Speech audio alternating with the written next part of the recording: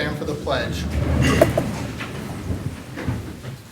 Pledge allegiance to the flag of the United States of America and to the republic for which it stands, one nation, under God, indivisible, with liberty and justice for all.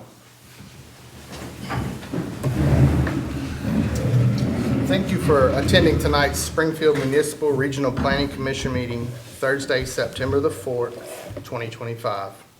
Ms. Marlowe, will you please call the roll? Baggett. Here. Bibb. Here. Boyd. Here. Briggs. Gregg. Here. Moreland. Here. Schott. Here. Thomas. Here. Townsend. Here. 8 are present. We have a quorum. Item 1.3, approval of the minutes from the regular meeting of the Planning Commission held on August 7th, 2025. So moved. Second. All in favor? Aye. Any opposed? Item 1.4, public comment. This time I'd ask Ray Stewart of 508 Fifth Avenue East, Springfield, Tennessee, to please come to the microphone. You'll have 2 minutes to address the commission. I'm Ray Stewart. We live at 508 Fifth Avenue East and have for over 10 years. Good evening, members of the Planning Commission and all others that are present. When 506, the subject of this hearing, was placed for sale and contracted and closed on by Mr. Peraza, it was always one parcel for one structure as it is today. Current zoning does not allow for 2 separate structures. One of our neighbors said to Janice and I, the city is going to do what they want. They always do. I do not agree with that. All of our interactions with each department of the city have been exceptional. Our best interest and the city's best interest were done actually since 2013. You have the task of keeping the interest of the Springfield city and in first position. Then come the homeowners and taxpayers of Springfield when it comes to your fiduciary governance of real property judgments. We desire for this action tonight to not set any bad precedent for Fifth Avenue. I'm not asking you to alter or to amend anything for me. Only one person has asked the city to change the outcome for them after the purchase was completed. 2 minutes does not make allowance for all the facts to come out. We believe it's not in the Springfield city employees or elected or appointed city leadership to choose winners and losers here. How fine a person Ray and Janice or Marvin is has very little to do with this tonight. To make the owner of 506 Fifth Avenue East a winner after the purchase may just make Springfield City and the rest of us, well, less than winners. Thank you. At this time, I call Janice Stewart to the microphone to speak. Okay. That closes the public comment period.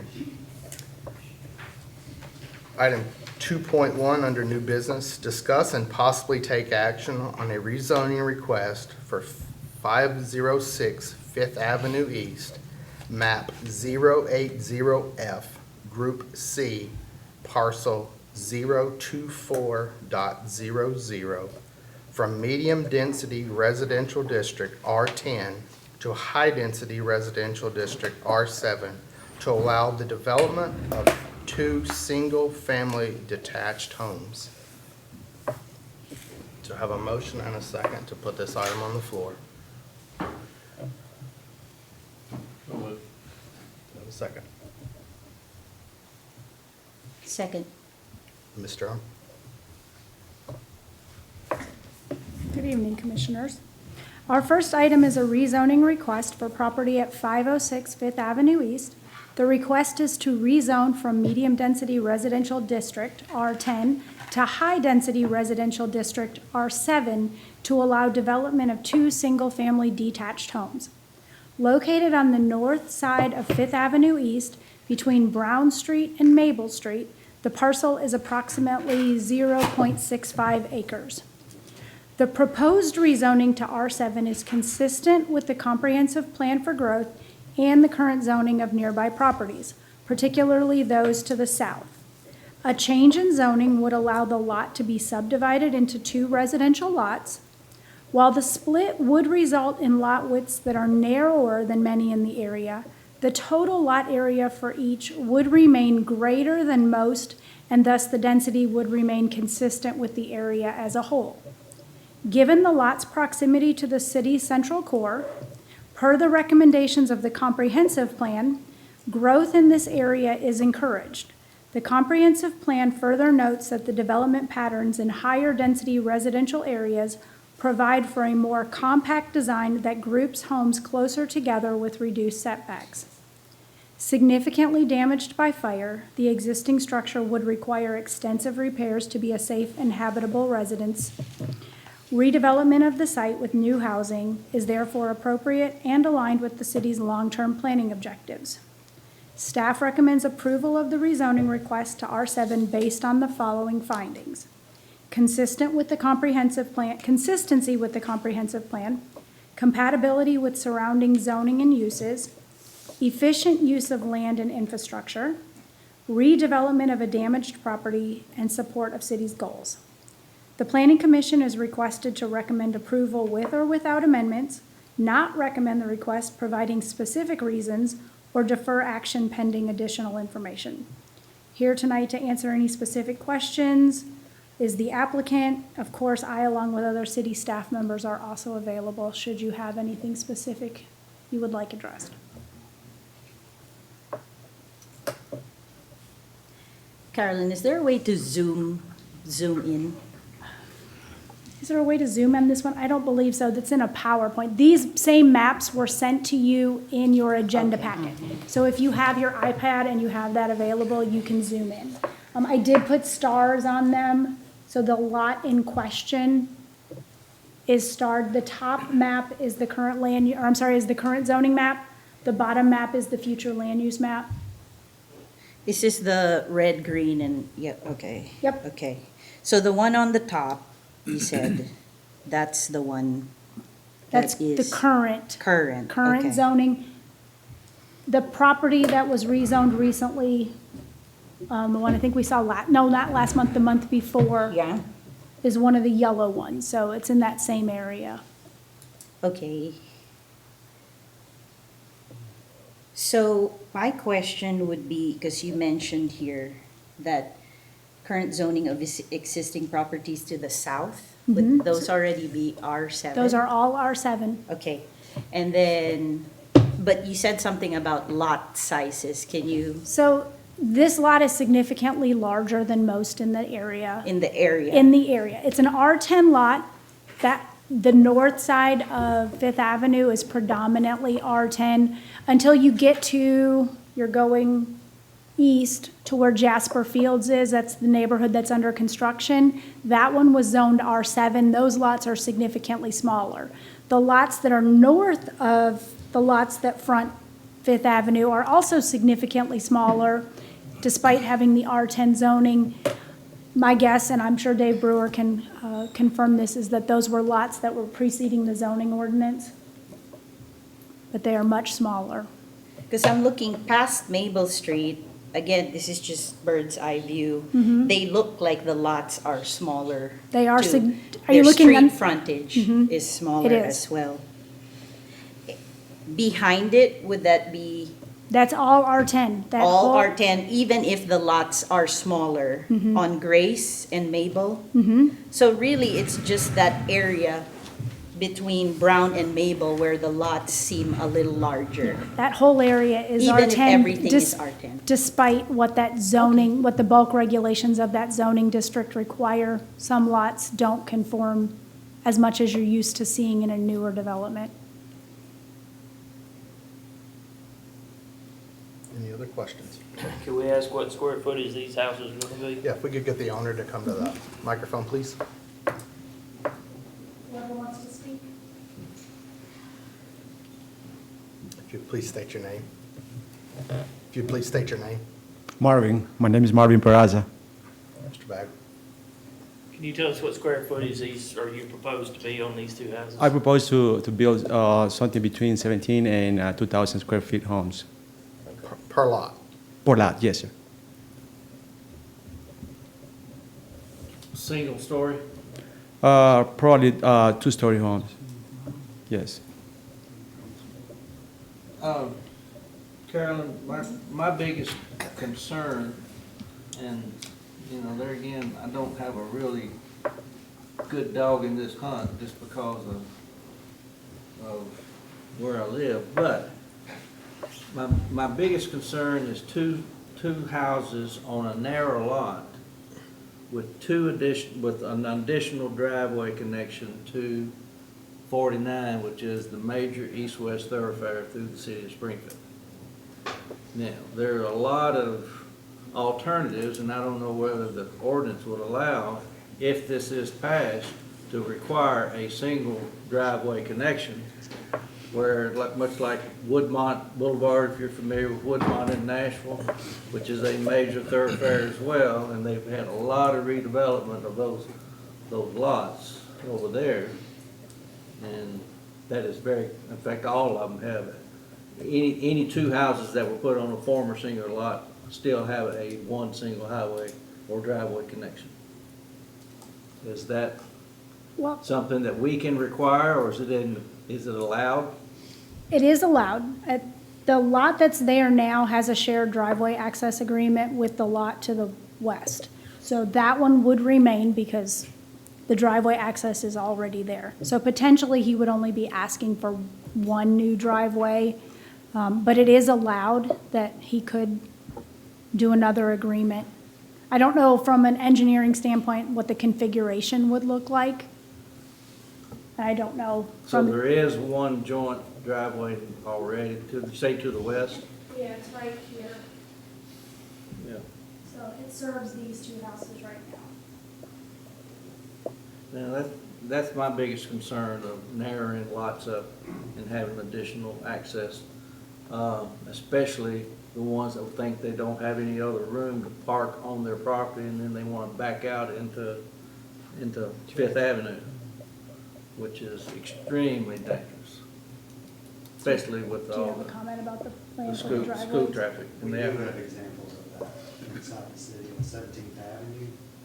There was a one big property that got divided into three. There's three homes out there with one shared entrance. The city has done that. who required that? It was actually for 4 months time, so I had to go back. It works well, though, I've seen it.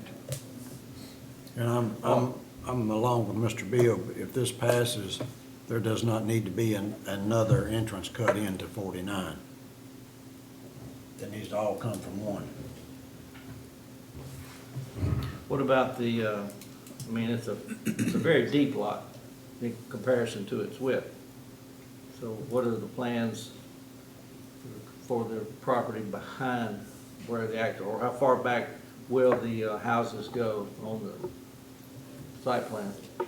I am trying to push it a little farther than where it is right now, probably another 10 more feet away from the houses right now, to make a little more room for parking up front. That's what I think. And what about parking? Will there be any proposed enclosed parking, or will it all be on-site parking outside? Will be two-car garage. There have to be two-car garage each house. On the side of each house or in the back? No, attached garage. I mean, In the front of the in the property? front, in the or front of the back property, yes, in the front, yes, because with the setbacks, I don't really have enough room to go on the side. We'll be in front of the house.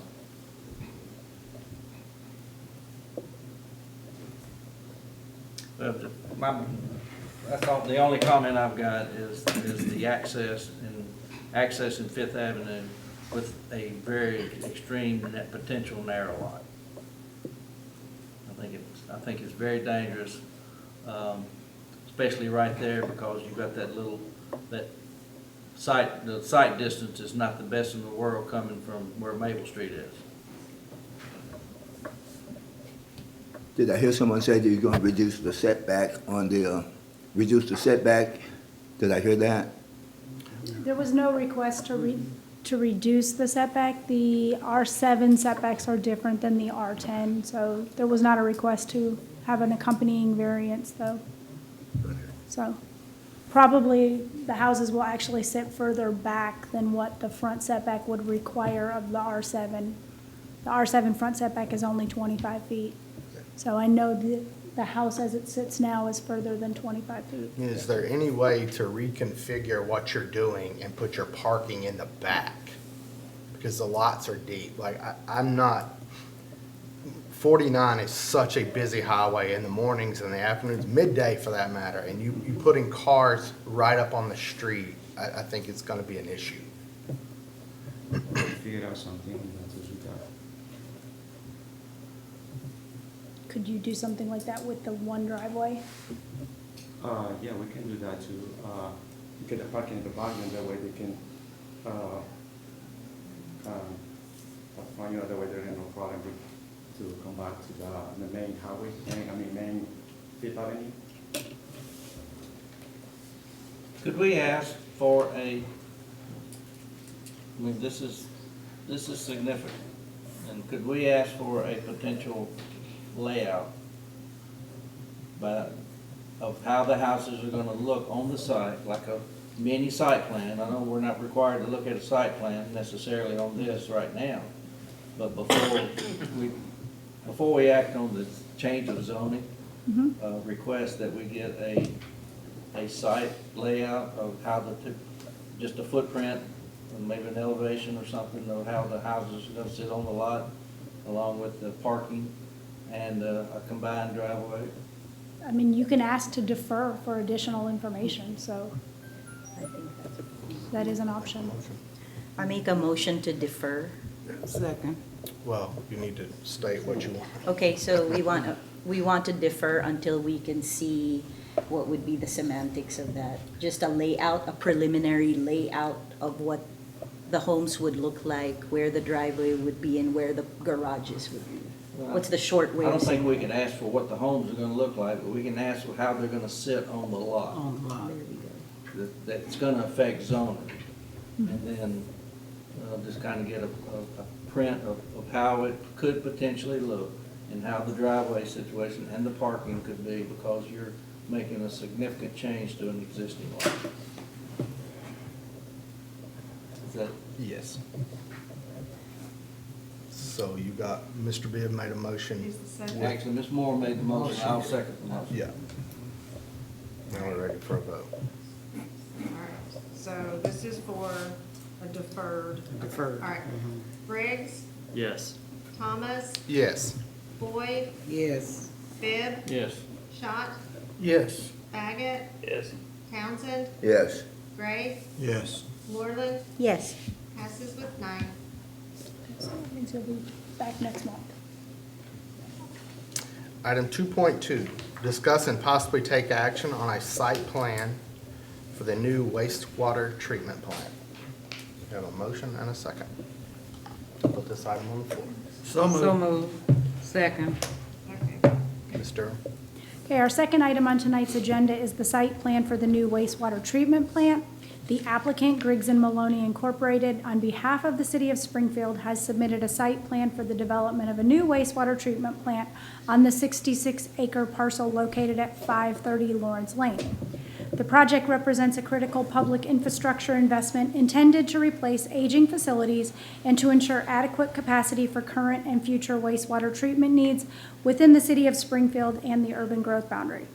The proposed design accommodates projected population and industrial growth consistent with the city's comprehensive plan objectives to proactively manage utility infrastructure in support of anticipated development. The site plan includes primary treatment structures, associated process equipment, administrative and operational buildings, internal circulation drives, and utility connections. Buffers and setbacks have been incorporated into the design to minimize off-site impacts. Access is provided from Lawrence Lane, and the layout has been coordinated with city departments to ensure traffic circulation and emergency service access are adequately addressed. Staff recommends approval of the site plan contingent upon all remaining staff concerns being adequately addressed prior to the issuance of permits. The Planning Commission is requested to recommend approval with or without amendments, not recommend the request, providing specific reasons, or defer action pending additional information. City staff, along with a representative from Griggs and Maloney, are here to answer any specific questions. Anyone have any questions for any of the staff or Griggs and Maloney?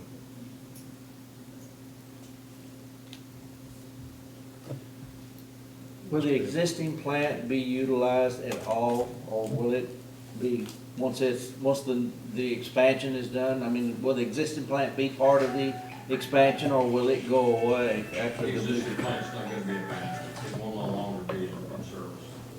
It will be abandoned, Yes, sir. and that space will be utilized for? For construction, for some different components that we have there, Ben, so, but, existing building, the main office building, there's a couple things to remain, but for the most part, it's a different process, and that'll all be, done away with, filled in, things to there, so, no, it won't be operational at all. Up until the day that it's vacated. Yeah. That's kind of what I thought, but I'm just. Motion approved. Second. All right, Briggs, Yes. Thomas, Yes. Boyd, Yes. Bibb, Yes. Schott, Yes. Baggett, Yes. Townsend, Yes. Gray, Yes. Moreland, Yes. passes with 9. Item 3.0, other and old business.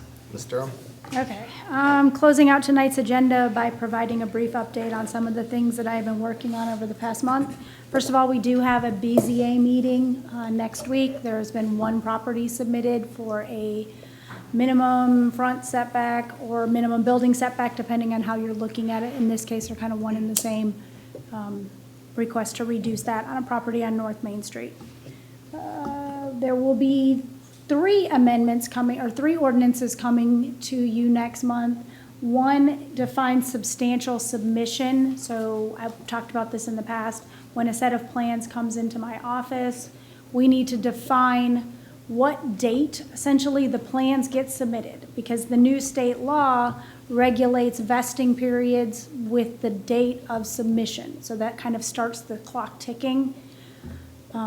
The ordinance is going to state that when the review fee is paid, the day we get the check, that's going to be, because I won't accept a set of plans that are not complete enough to review. So you're going to see that. Then we're going to do some code updates to change the vesting period to match state law. Some of the zoning ordinance still says 1 year, so we just need to update it so it says 3 years consistently throughout the document. And then just in the last couple of days, we've had a business owner on Main Street make a request that we extend the sidewalk cafe overlay district to accommodate some businesses that are further down toward Central. I'm not exactly sure how far that will go. Right now, it only goes to 7th, so it could potentially go to 8th or potentially to Thomas. So we're going to look at that. But that ordinance will come before you because that's a change to the zoning ordinance. Training videos, I am working through watching those so I can send those out. If you want another in-person training, everybody here has had their 2 hours except Miss Boyd. She's 100% done. So she got all 4. Overachiever. I've got paperwork for her to sign off on. So she is done. If you want to have a work session about anything, just let me know and I can coordinate that. 2 notable approvals in the last month. Lookout Crossing Phase 1. Civil construction plans were approved. We have a pre-construction meeting later this week. And then as of today, the Panera site plan was approved by all city departments, and then we'll have to coordinate getting the pre-construction meeting for that one as well. But I know that in both cases, they are ready to really get started. 3 submittals for next month. Summit View Phase 2. Some property on the south side, it's going to require an amendment to their planned unit development, so a PUD amendment, and then there's the request for the zoning on that particular property to match the rest of the PUD at R7. I think it was either March or April. John Warner was in and annexed some property on William Batson Parkway and Highway 41. He has now purchased another piece of property contiguous with that and brought that forth for annexation. That's across the street from Lookout Crossing. And then one small lot at 501 Highland Street that is currently zoned commercial. There is a mobile home on the property, and they would like to remove the mobile home and put a single-family home, but because of the zoning, they're not allowed to do that. So they're requesting a rezone back to R7 to facilitate construction of a single-family home. But those are all the big things that are kind of going on in our offices upstairs, besides building permits and construction. So, if you have any questions, I'm happy to answer. Otherwise, that's all I've got for you. Any further questions for Ms. Green? I have a motion to adjourn. Second. We need a motion. I'll make a motion to Oh, adjourn. I thought you made, I No, did no. this the He said last I time need, I too. need. I'm sorry. I made the motion. I should